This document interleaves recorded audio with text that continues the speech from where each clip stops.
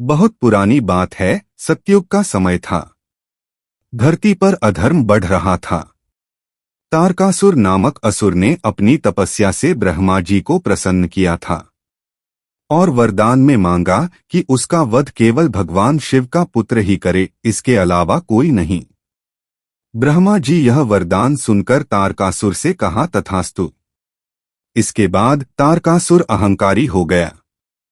उसे विश्वास था कि शिवजी तो योगी हैं, विवाह और संसार से दूर रहते हैं, ऐसे में पुत्र होने का प्रश्न ही नहीं उठता। इसी घमंड में उसने तीनों लोकों में आतंक फैलाना शुरू कर दिया। देवताओं को कैद करना, यज्ञों को नष्ट करना, ऋषियों की तपस्या भंग करना, ये उसका खेल बन गया था। स्वर्गलोक कांप उठा, धरती पर आक्रंदन फैल गया। देवताओं ने मिलकर ब्रह्मा और विष्णु से सहायता मांगी। विष्णु जी ने गंभीर स्वर में कहा, तारकासुर का अंत तभी होगा जब महादेव विवाह करेंगे और उनका पुत्र जन्म लेगा। यह सुनते ही सबकी दृष्टि हिमालय राज की ओर मुड़ गई, क्योंकि सती का पुनर्जन्म पार्वती के रूप में हुआ था और वही महादेव की अर्धांगिनी बनने वाली थीं। पार्वती बचपन से ही शिवजी को अपना पति मान चुकी थीं। उनके हृदय में केवल भोलेनाथ बसते थे। जब वे बड़ी हुईं तो अपने पिता हिमालय राज से कहा, पिताश्री, मेरा मन किसी और में नहीं, केवल शिव में है। मुझे और किसी से विवाह स्वीकार नहीं।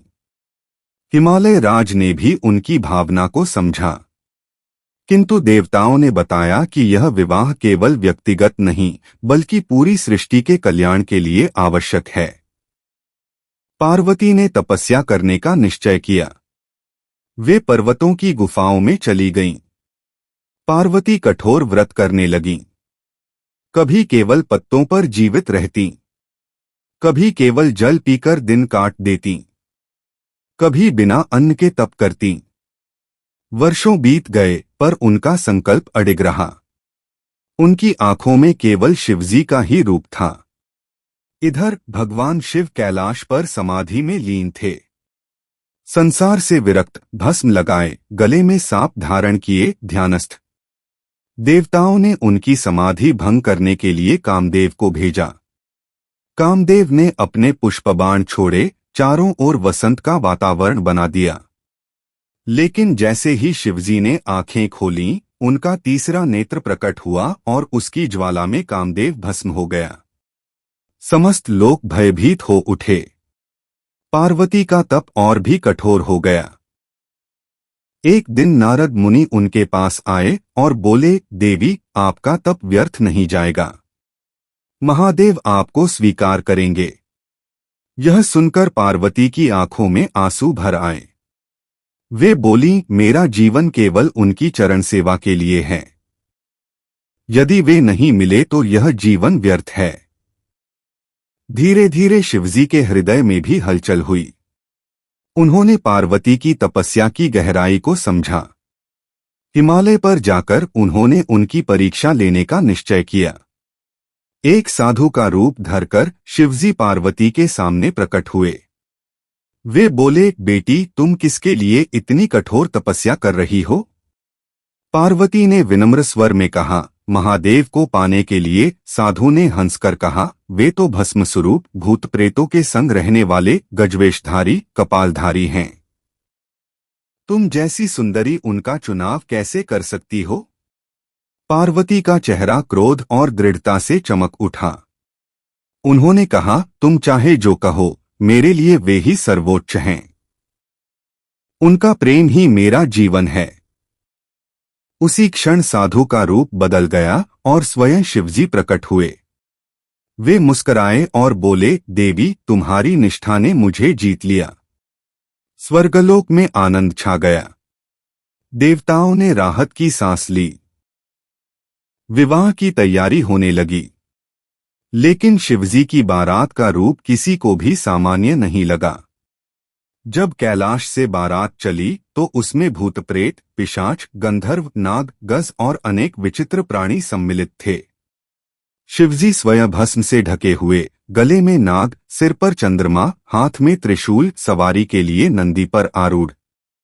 यह दृश्य देखकर पार्वती की माता मैना भयभीत हो गईं। उन्होंने कहा, यह कैसा वर चुन लिया मेरी बेटी ने। हिमालय राजलय ने उन्हें शांत किया, ये ही महादेव हैं, सृष्टि के रक्षक। इनसे बढ़कर कोई नहीं। विवाह का क्षण आया। मंडप में देवता, ऋषि, गंधर्व सभी उपस्थित थे। अग्नि की पवित्र ज्वाला के सामने शिव और पार्वती ने एक दूसरे को वरमाला पहनाई। मंत्रों की गूंज, देवताओं के जयघोष, फूलों की वर्षा, पूरा वातावरण दिव्य हो उठा। ऐसा लग रहा था मानो स्वयं प्रकृति इस मिलन का स्वागत कर रही हो। विवाह के बाद शिवजी ने पार्वती का हाथ थामा और कहा, अब हम दोनों मिलकर धर्म की रक्षा करेंगे। पार्वती ने मुस्कुराते हुए उत्तर दिया, यह संगम केवल हमारे लिए नहीं बल्कि संसार की रक्षा के लिए है। देवताओं ने प्रणाम किया। सभी को विश्वास हो गया कि अब तारकासुर का अंत निश्चित है, क्योंकि इस दिव्य मिलन से कार्तिकेय का जन्म होना था। वही देवसेना के सेनापति बनकर तारकासुर का वध करेंगे। विवाह के इस भव्य आयोजन में रहस्य, रोमांच और एक अद्भुत भविष्य की गूंज थी। सृष्टि ने राहत की सांस ली।